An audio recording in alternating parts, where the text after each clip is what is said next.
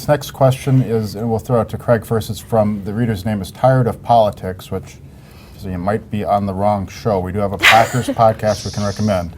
But his question, or her question, is really, what is Russ Feingold's rationale for running again? He had 18 years and voters rejected him. Won't voters see through all of that? Craig, what do you think? Is that a impediment for Russ Feingold that he's had the defeat hung on him and people rejected him once? Well, you'd think it would be, but I think for a guy who lost in his last election, he's about as well positioned as he could possibly be. I mean, he had a long history before 2010 of winning independents. It didn't happen in 2010, but even in the polling that was done immediately after the 2010 election, his personal numbers weren't bad at all, and they're very good in the recent polling. So I think it's an open question. It's very hard to win back a seat that you've lost. That's why it's such a rare thing.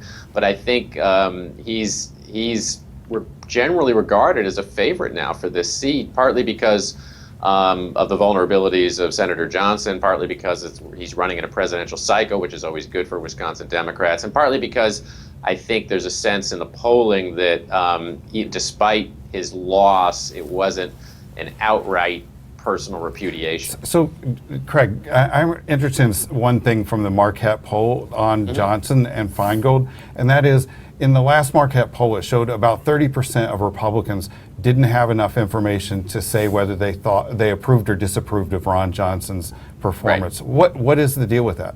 The deal with that is that hasn't had as high a profile as he should have. I think it's a combination of his personal style. He's been on cable a lot. He's been in the national media a lot, and he's also kind of morphed into more of a national security senator as much as anything.